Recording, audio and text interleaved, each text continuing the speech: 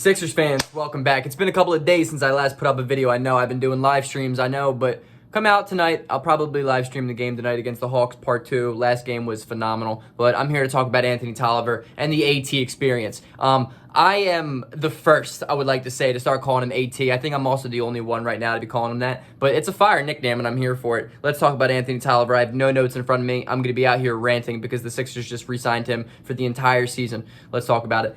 Before getting into it though, like the video, subscribe to the channel, join the family, join the community, do all the kit and caboodle. I am this close to 1K, fellas. I have a very special surprise coming out at 1K, so for your guys' sake and my sake, let's get me there as quick as possible. Let's talk about AT.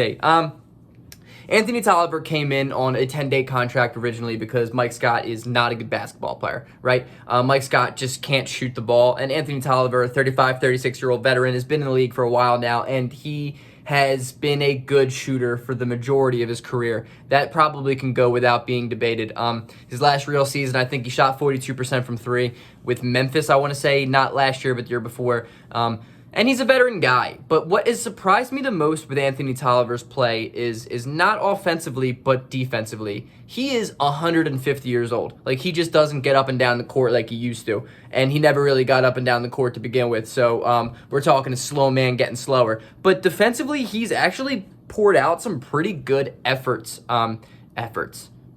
He's been pretty good defensively, to be honest with you. He's moving his feet laterally pretty quickly.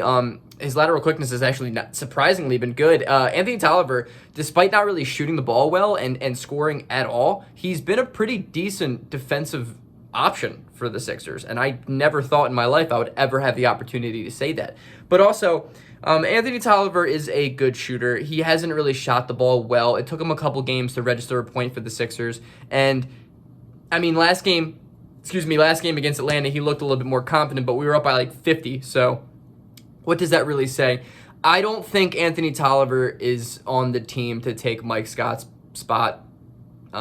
Try saying that 10 times fast. Mike Scott's spot, Mike Scott's spot, Mike Scott's spot. It wasn't actually as hard as I thought it would.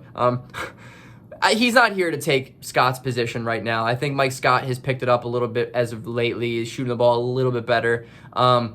He's not been as terrible as he was to start the season, especially, that early midway point to the season. He was just egregiously bad. He's better than he was then.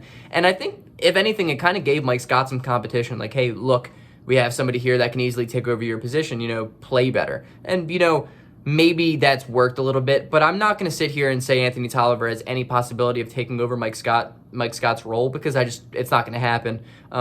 Mike Scott, as bad as I think he is, he's been better than Anthony Tolliver, and I don't love Anthony Tolliver, but maybe he's just another veteran presence that could really help the Sixers as a 15th man. Like, somebody that's not really going to get playing time, but could really do a lot in the clubhouse. And those guys go unappreciated oftentimes with championship runs. It's oftentimes you see these guys who put so much out to a clubhouse that just don't get the credit they deserve, because deep down that's a big thing. That's a really big thing. Being able to get a veteran guy that can come in, accept their role, and just make everyone around him happier is really important to winning teams. I mean, look at the Sixers this year with Danny Green and Dwight Howard. We're not asking those two dudes to come in and give us prime Danny Green and Dwight Howard years. We just want to come in. We want them to come in, do their job, and just be good clubhouse guys, and that's exactly what they've done.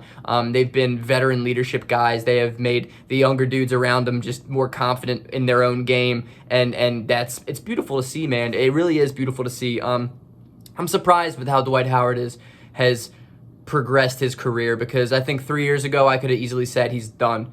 His reign in Washington and Atlanta, he's done. This man's ego is going to drive him out of the league. But LeBron James, maybe, but something along the way has changed that for Dwight Howard, and he has become a utmost class professional for the Sixers and the Lakers last year. And I think so much of our success revolves around what he does on the court as an unbelievable rebounder, defender off the bench, and off the court as an unbelievable just guy.